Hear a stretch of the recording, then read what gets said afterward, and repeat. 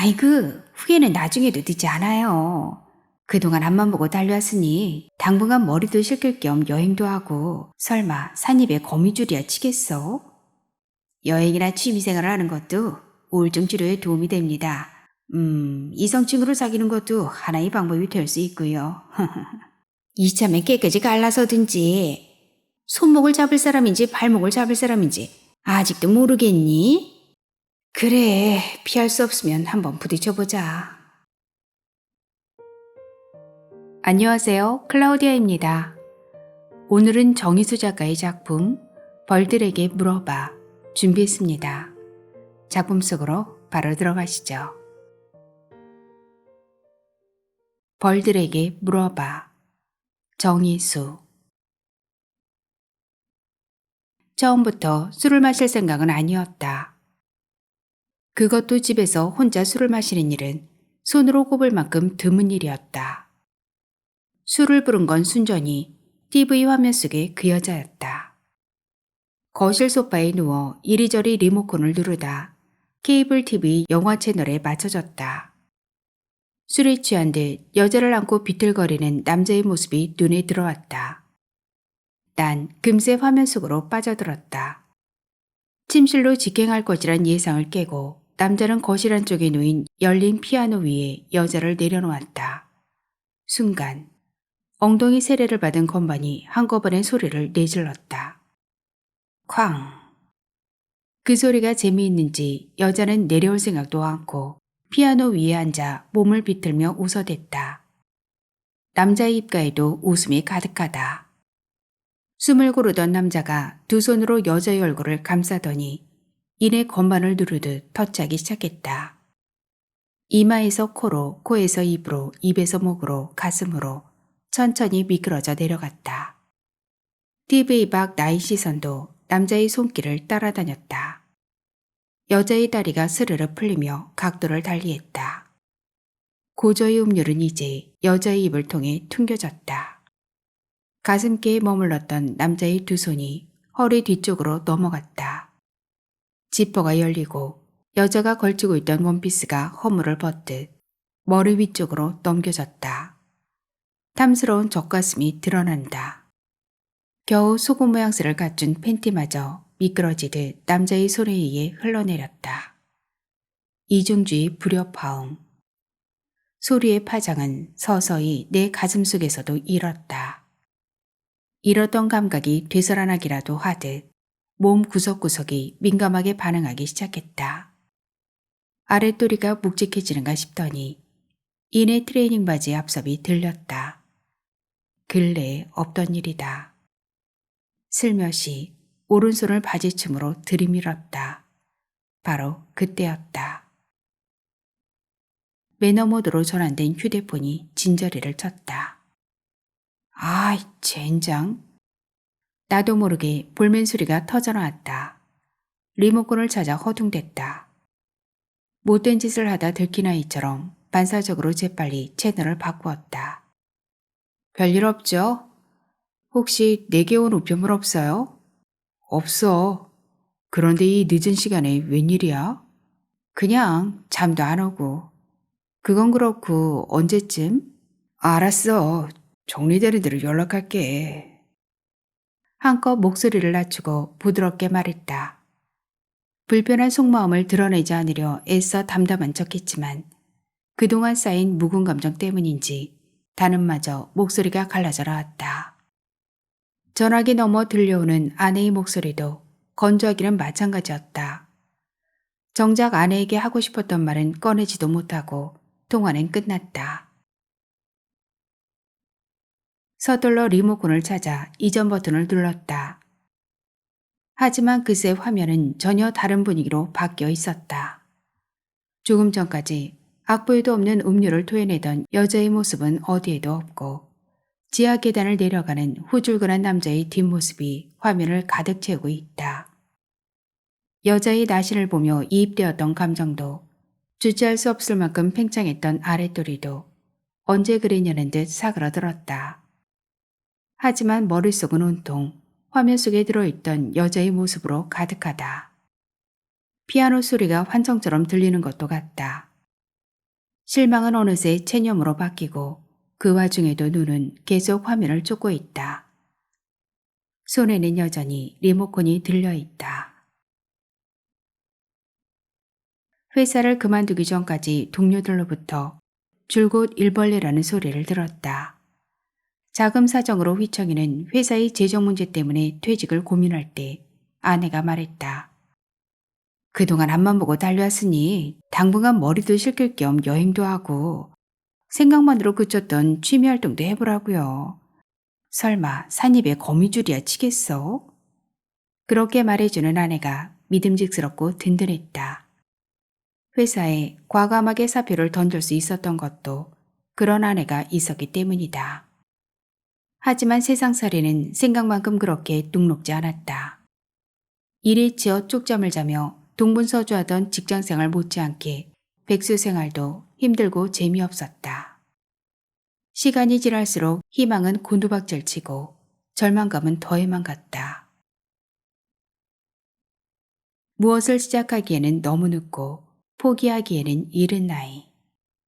하루하루가 답답하고 막막했다. TV를 보거나 신문을 뒤적이는 것으로 하루 일부분의 시간을 보냈다. 일가족 동반자살. 조간신문을 훑어내려가던 눈길이 사회면 하단에 있는 토막기사에 멈추었다.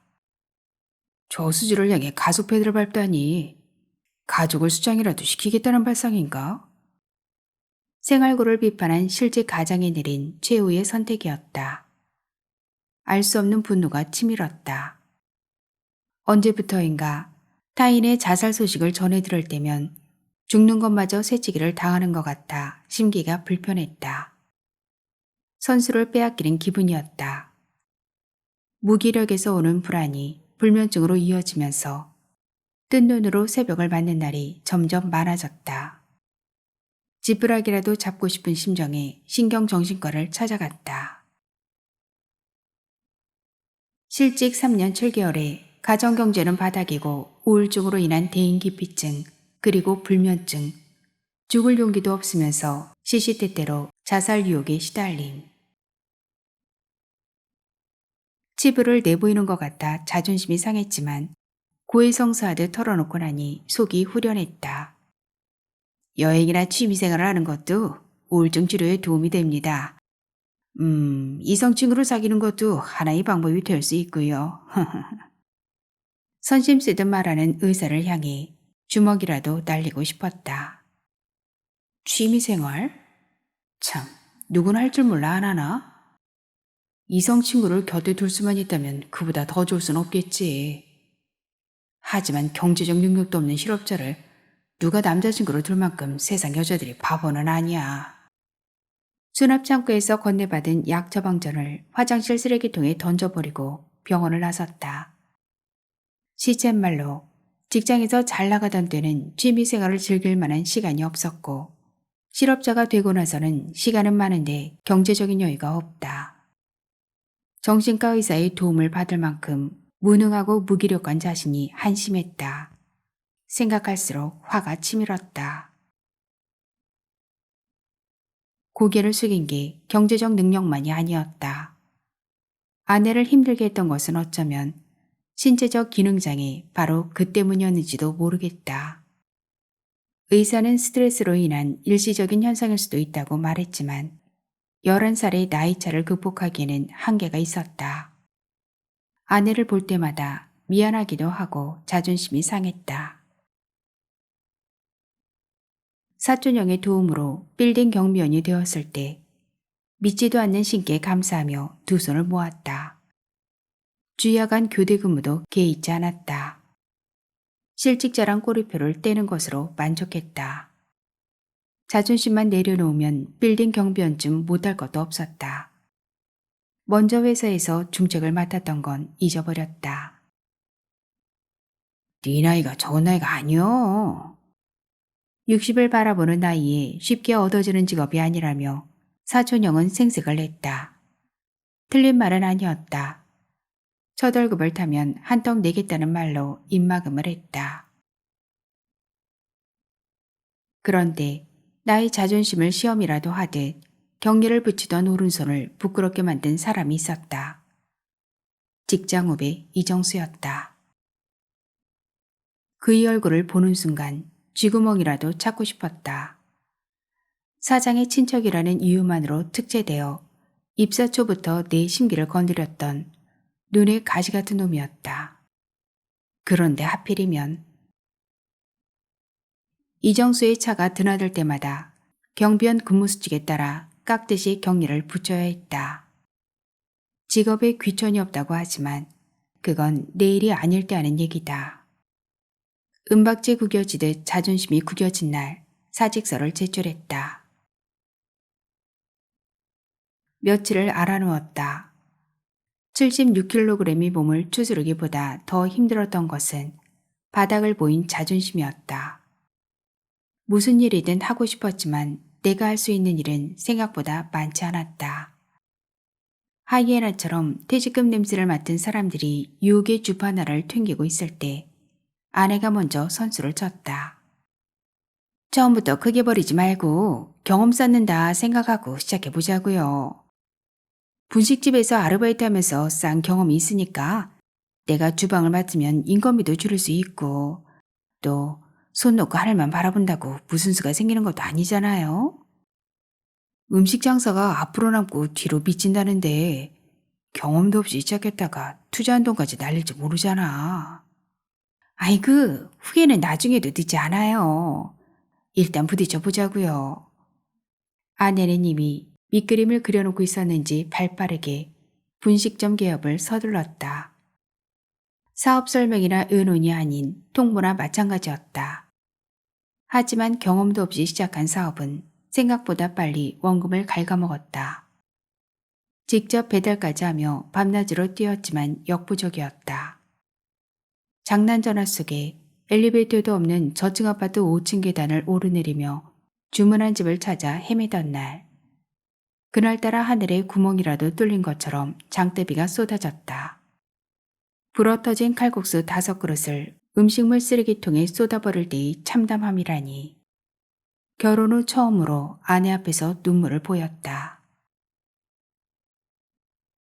사업은 의욕만 가지고 되는 게 아니었다. 시간이 지나면서 아내의 인내심에도 한계가 왔는지 말끝마다 나를 세웠다. 툭하면 자존심이 밥 먹여주냐며 쏘아붙였다. 신경안정제를 사모으기 시작했다. 스스로 생을 마감한 사람 기사를 접하는 날이면 조바심이 났다. 기꺼이 그 대열에 동참하고 싶었다. 팽팽하던 신경전에서 한쪽이 느슨해지자 서로에게 상처만 줄 소모전은 그만두자며 아내가 먼저 그 고리를 끊고 달아났다. 아내가 집을 나간 후 냉장고를 채우는 일은 어머니 몫이 됐다. 혼자 살아보니 알겠더라. 그중 견디기 어려운 게 뭔 줄 아니? 혼자 밥상머리에 앉아있을 때란다.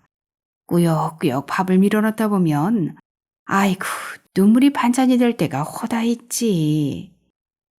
가게 문 닫고 집에 들어가 봐야 말 걸어오는 사람도 없고 떠돌이개나 고양이를 집에 들인 것도 그 때문이었지. 아내가 아이를 못 낳는 것도 아들의 일이 잘 풀리지 않는 것도 모두 며느리 탓인 양 사사건건 트집을 잡으며 꼬투리를 잡던 어머니는 아내가 제 발로 집을 나가자 내심 반기는 눈치였다. 난 내 아들이 기죽어 사는 거 못 본다. 어떻게 키운 자식인데 땅이라도 팔아서 대줄 테니 뭐라도 해보렴.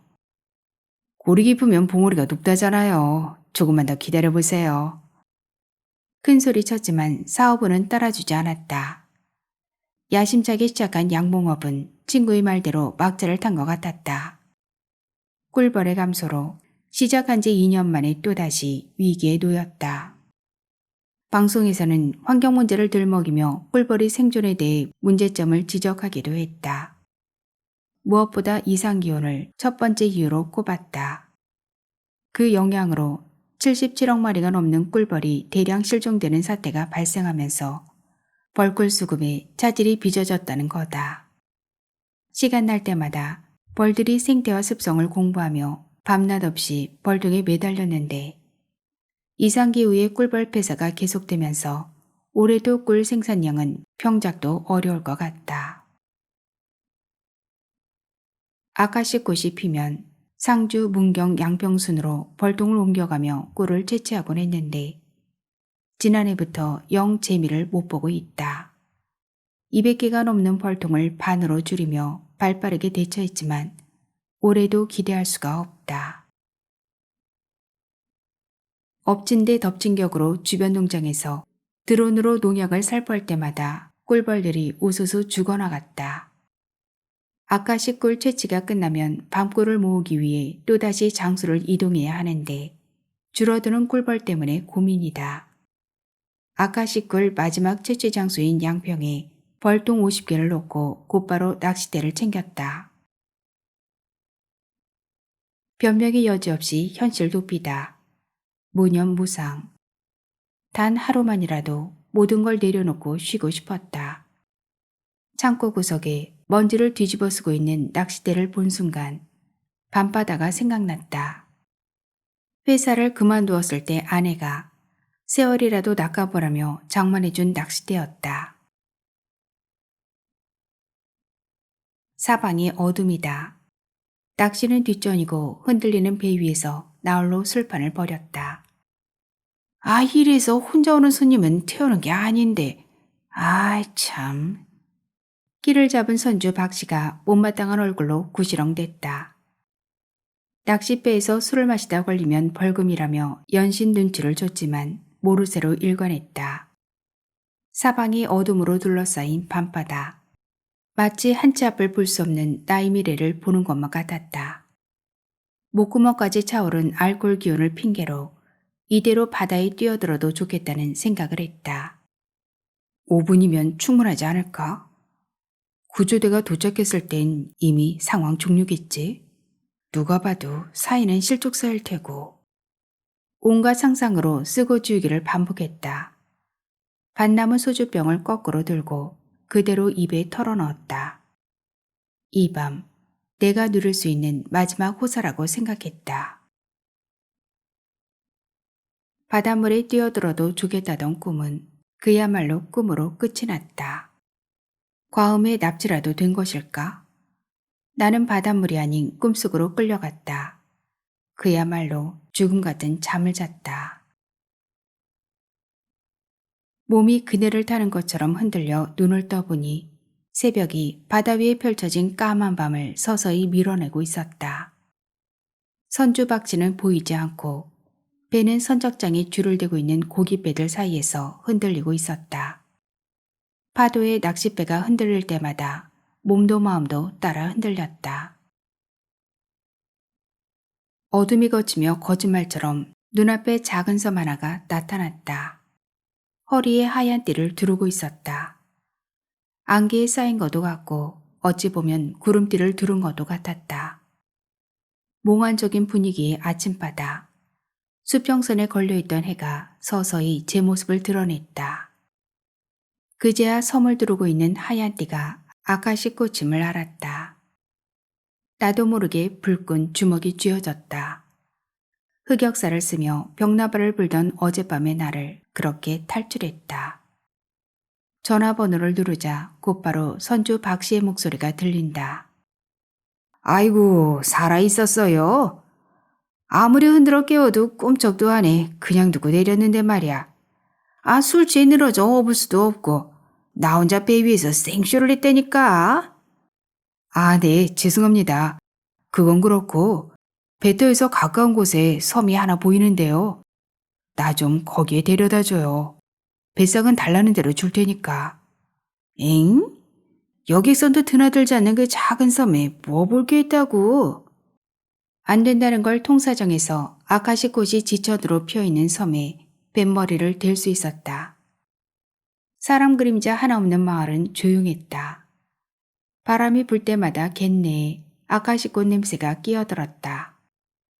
마을을 가로질러 아카시 꽃이 피어있는 산등성이 쪽을 향해 걸었다. 꼼짝할 수가 없다. 멱살을 잡은 놈이 소나기에서 느껴지는 악력이 상당했다. 나보다 머리통 하나는 더 커 보이는 남자. 우선 덩치에서 밀렸다. 놈이 뭐라고 계속 떠들어댔지만 숨도 제대로 쉴 수 없는 상황에서 그의 말이 제대로 귀에 들어오지 않았다. 심한 사투리 때문에 더 그랬다. 놈이 거친 행동에 지레 겁을 먹었지만 해코지할 사람처럼 보이진 않았다. 느닷없는 봉변에 비명이든 변명이든 대거리를 하고 싶은데 입이 떨어지지 않았다. 애써 태어난 척 해보았지만 표정 관리가 잘 안 됐다. 섬에 발을 들인 후 처음 만난 사람. 텐마루에 누워 멱살을 잡힌 채 놈이 얼굴을 올려다보았다. 말을 할 때마다 놈이 콧구멍이 벌름거렸다. 나도 모르게 웃음이 비어져 나왔다. 멱살을 잡힌 그 상황에서 저항은커녕 실없이 웃는 모습에 어딘가 좀 모자라는 놈이라고 생각했는지 아니면 어디로 보나 적수가 안 된다는 안도감에 긴장이 풀렸는지 멱살을 틀어지고 있던 손이 스르르 풀린다. 놈이 소나기에서 풀려나자마자 자동반사적으로 벌떡 일어나 앉았다. 뭐하는 사람이간디 허락도 없이 남의 집에 함부로 들어와서 대낮에 전기불까지 써놓고 이렇게 자빠져 자고 있단가? 그제야 남자의 말이 제대로 귀에 들어왔다. 폐가인 줄 알고 들어왔다가 전기가 들어오는지 확인하느라 스위치를 눌렀다. 끄지 않고 그대로 둔 모양이었다. 지나는 길에 마당에 수도꼭지가 보여 물 한 잔 마시고 간다는 게 그만. 몇 번을 흔들어 깨워도 안 일어나서 시급했단께. 폐가인 줄 알고 그만. 아휴, 아무튼 놀라게 해서 죄송합니다. 죄송할 것까지는 없고. 동네가 작아 네 집 내 집 일이 따로 없다 본게 그렇게 됐구먼. 타지 사람이 섬에 들어오면 골치 아픈 일이 생길까봐 신경이 쓰인단께.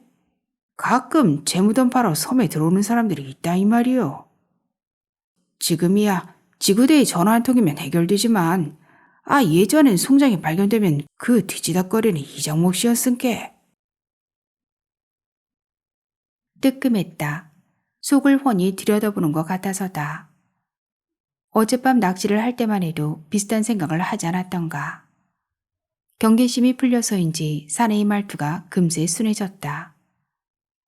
전후 사정을 들어보지도 않고 초면에 다짜고짜 멱살부터 잡은 것이 미안하다며 웃어 보이기까지 했다.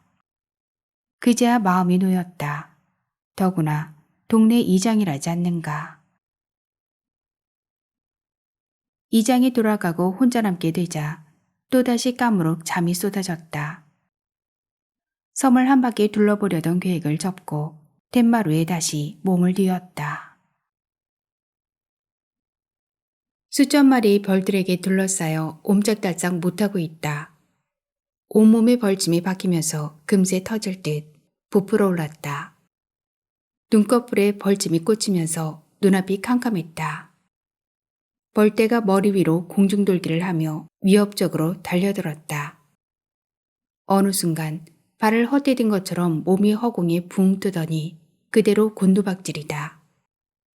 벌들의 사체가 쌓인 구덩이 속에서 허우적대는 나를 본다. 안 돼! 외마대 소리에 놀라 깨어보니 꿈이었다. 물먹은 솜처럼 몸이 천근만근이다. 눈꺼풀을 들어올리기 버거울 만큼 홍곤하다. 잠든 신경세포들을 하나하나 일으켜 세우듯 차례로 팔다리를 조금씩 움직여 보았다.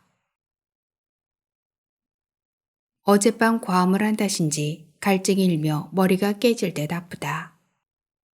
물을 마시려고 텐마루를 내려서는데 신발 한 짝이 보이지 않는다.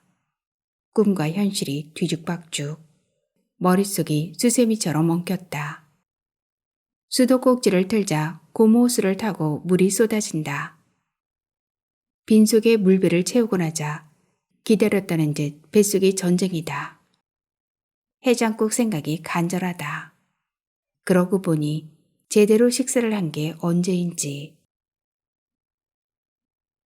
배떡 근처에 있는 식당으로 발걸음을 옮겼다. 20여 호가 채 안 되는 작은 섬이지만 들어올 때 보니 구멍가게도 있고 식당도 하나 보였다. 식당 문을 열고 들어가자 생선 냄새가 확 달려든다. 주인 여자가 반색을 하며 손님 맞이를 한다. 원탁 4개가 전부인 식당은 겉에서 보기보다 깨끗했다. 차림표를 보니 숙제를 해결할 만한 마땅한 음식이 없다. 안주는 알아서 달라고 하고 소주부터 한 병을 시켰다. 우렁매운탕 어때요? 아침에 들어온 거라 물이 좋은데. 국물 좀 넉넉히 하고 얼큰하게 해주세요. 소주병이 바닥을 보일 때쯤 식당 문을 밀고 들어오는 사람이 있어 보니 아침나절 빈집에서 보았던 바로 그 사람, 이장이었다. 여기서 또 보는구먼. 이 시간까지 있는 걸 보면 오늘은 이 섬에서 머물란가 보여. 예, 그렇게 됐습니다. 아직 술씨는 이른 것 같은데 이 시간에 이장님이 여기는 어쩐 일로? 막걸리와 탁배기자를 남자 앞에 내려놓으며 주인 여자가 아른치를 한다. 술씨 따져가며 마시는 놈도 있단가? 아무 데나 마시면 그게 바로 술씨지. 괜찮으시면 이쪽으로 오시죠. 안주도 넉넉하고 조면도 아닌데. 조면이 아니라는 말에 이장이 막걸리를 따르다 말고 큰 소리로 웃는다. 하하, 그러고 본게 구면이 많네. 아까 일은 참말로 미안하게 됐구먼. 이장이 사람 좋은 얼굴을 하고 잔을 들어 올린다. 그란디 이 섬에 뭔 일로 왔단가? 사람들이 뭔가 있을 것 같다 호기심에 들렀다가 곧바로 되돌아나가는 섬이 바로 여기요. 별로 볼 것도 없고 불편한 거 투성일 텐디. 그쪽은 사는 데가 어디요? 주소는 충주에 두고 있지만 철 따라 꽃 따라 전국을 돌아다닙니다. 설마 장돌뱅이는 아닐 테고 뭔 일을 하는데 전국을 돌아다니는가? 직업을 묻는 이장의 말에 생각이 많아진다. 왕년에 잘 나가던 때의 명함을 내밀까? 아니면 폐업 직전에 놓인 양봉업자라고 할까? 생각을 고르는데 주인 여자가 먼저 이장의 말을 치고 나간다.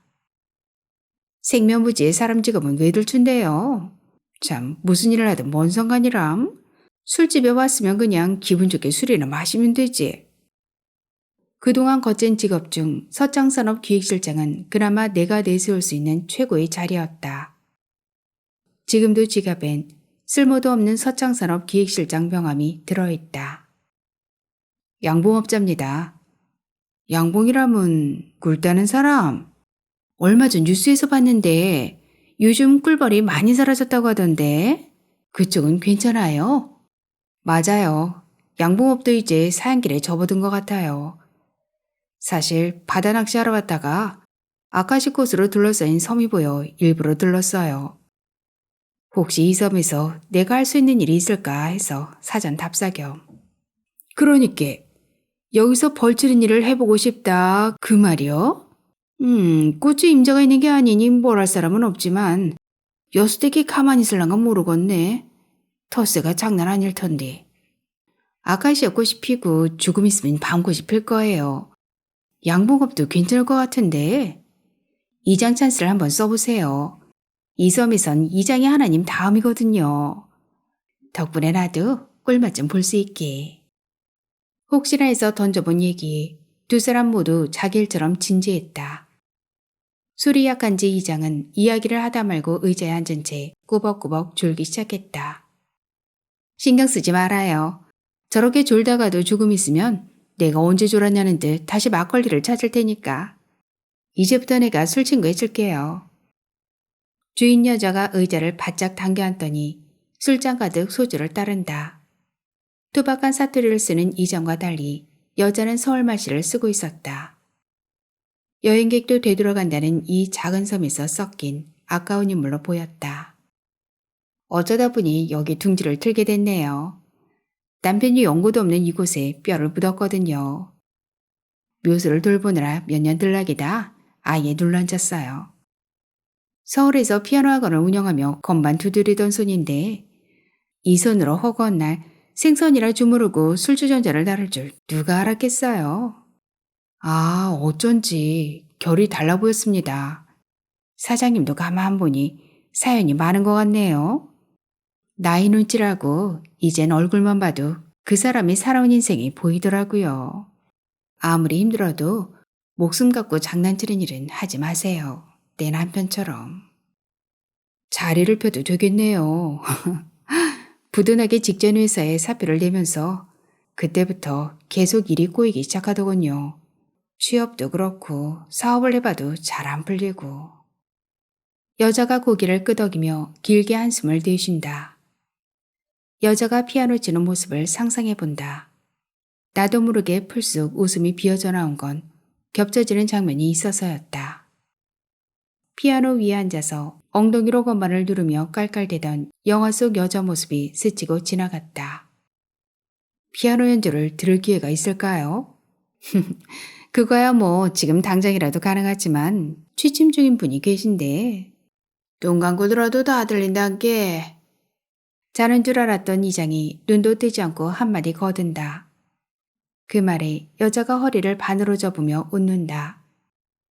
여자 말대로 식당에 딸린 방 안에 피아노 한 대가 놓여 있었다.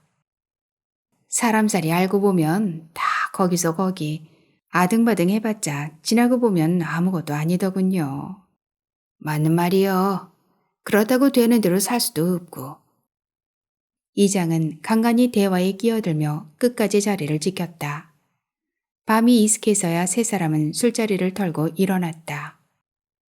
이장에게 빈집에서 며칠 묵어도 좋다는 허락을 받아냈다. 그야말로 이장 찬스를 쓴 것이다. 걸음을 떼어놓을 때마다 술 냄새가 코를 치받고 올라온다. 어둠에 쌓인 빈집은 금세 귀신이 나올 것처럼 음산했다. 배낭을 베개 삼아 툇마루에 누웠다. 바람이 불 때마다 뒷마당의 울타리처럼 둘러진 소나무가 흔들리며 윙윙댔다. 전화기를 찾아들었다. 어이구 얘, 이 시간에 전화를 다 하고 뭔 일 있는 건 아니지? 일은요 무슨. 어디 아프신 데 없죠? 그 사람한테서는 연락 없었어요? 지발로 기어나갔는데 무슨 염치로 연락을 할 거나. 맘 단디 먹고 버릇을 고쳐놓으라마. 이참에 깨끗이 갈라서든지. 손목을 잡을 사람인지 발목을 잡을 사람인지 아직도 모르겠니? 생각보다 두 사람 사이에 골이 깊은 것 같았다. 아내는 아내대로 어머니는 어머니대로 할 말이 많은 것 같았지만 그 틈에서 내가 할 수 있는 일은 아무것도 없었다. 밤바다에 몸을 던지고 싶을 만큼 내가 힘든 상황에 놓여 있다는 걸 두 사람은 알까? 불면의 밤이면 신경안정제를 통째로 털어놓고 싶은 유혹에 시달린다는 것도. 생각해보니 나는 영락없는 일벌이었다. 꽃을 찾아 날아다니며 꿀을 모는 일벌처럼 살아보겠다고 쉼없이 날개짓하는. 결혼 전 아내에게 했던 말이 생각난다. 무슨 일을 해서라도 밥은 안 굶길 테니 나를 한번 믿어보라고. 지키지 못할 약속은 그렇게 쉽게 함부로 내뱉는 게 아니었다. 아내에게 미안하다. 전화벨 소리에 깨어 시계를 보니 해가 중천에 떠 있다. 친구 기태였다. 너는 어떻게 된 놈이 마누라를 밖으로 내돌리냐? 무슨 소리야? 내 입으로는 말 못하겠다. 직접 전화해서 확인해봐. 너도 알고 있어야 할 것 같아서 몇 번을 망설이다 전화한 거야. 전화기 넘어 들려오는 기태의 말에 망치로 뒤통수를 한 대 얻어맞은 것처럼 머리가 띵했다. 서둘러 배낭을 챙겨 배터러 나갔다. 전날 식당 여자에게 부탁했던 아침 식사도 피아노 연주를 듣겠다던 약속도 뒤로 한 채 서둘러 섬을 빠져나왔다. 섬에서 돌아와 어머니가 계신 재래시장으로 갔다. 먼저 아내를 만나는 게 순서였지만 내키지 않았다. 시장 골목은 손님을 부르는 상인들과 물건을 사려는 사람들로 시끌벅적했다. 제주도에서 올라온 국산갈치요. 깎지 말어. 이거 한 마리 팔아봐야 1,000원대기요. 아마 말고 가져가 그냥. 어머니는 커다란 은갈치를 들어 보이며 젊은 여자와 흥정을 하고 있었다. 여자가 쭈뼛거리는 사이 어머니는 도마 위에 갈치를 올려놓고 커다란 무쇠칼로 토막을 내고 있다. 여자가 얼결에 지갑을 열며 뭐라고 한마디 한다. 멀찍이 서서 그 모습을 지켜보는 내내 명치 끝이 바늘을 댄 듯 따갑다. 질적거리는 시장 골목을 되돌아 나오는데 갈치 한 마리 팔아야 1,000원 남는다며 제주산 갈치를 강조하는 어머니의 외침이 따라붙는다. 전화번호를 길게 눌렀다. 마치 기다리기라도 한 듯 아내의 목소리가 건너왔다. 당신이 어떤 쪽으로 결정했든 내 대답은 같아요. 화장대 서랍에 도장 있으니까 필요할 때 가져다 쓰고 결과만 알려줘요. 아무 말이 없자 아내는 자기 얘기는 여기까지라며 먼저 전화를 끊는다. 가슴이 벌침을 맞은 것처럼 따갑다. 나도 모르게 헛웃음이 나온다. 실성을 한 사람처럼 한참을 그렇게 웃어댔다. 양봉통을 옮기는데 꿀벌 몇 마리가 계속 내 주위를 맴돌며 따라온다. 위협을 하는 건지 주인이라고 반기는 건지 알 수가 없다. 그래, 피할 수 없으면 한번 부딪혀보자. 나라고 매번 당할 수만은 없지. 혼잣말처럼 중얼거리며 벌통을 이리저리 옮기는데 나도 모르게 화가 치밀었다. 앞에 보이는 벌통을 있는 힘껏 발로 걷어찼다. 순식간에 수백 수천 마리의 벌들이 나를 향해 달려들었다. 벌들이 공격에 대항하듯 발에 걸리는 대로 벌통을 걷어찼다. 안 넘어가면 손으로 밀어서 쓰러뜨렸다. 폭죽놀이 할 때 쏟아지는 불꽃처럼 벌들이 한꺼번에 쏟아졌다. 벌들과의 전쟁에서 내가 졌다. 어느 순간 내 육중한 몸과 함께 의식도 그대로 곤두박질이다. 뭐가 뭔지 모르겠지만 벌통을 엎어버린 일은 잘한 것 같다. 또다시 웃음이 비어져 나온다. 낭독은 여기까지입니다. 정희수 작가는 경기도 여주 출생으로 2002년 수필 월요일 풍경으로 월간문학 신인상을 수상했습니다. 2014년 단편소설 타임아웃으로 한국소설 신인상 수상, 2009년 수필집 문자메시지 길을 읽다 출간, 2015년 소설집 인천 소설을 낳다 출간, 2016년 세계 책의 수도이해 인천시장 표창, 2016년 소설집 2번 종점 출간, 2017년 인천예술인협회 예술상 문학 공로상, 2022년 소설집 개철수가 죽었다 등이 있습니다. 긴 시간 함께 해주셔서 감사합니다. 오늘도 행복하세요.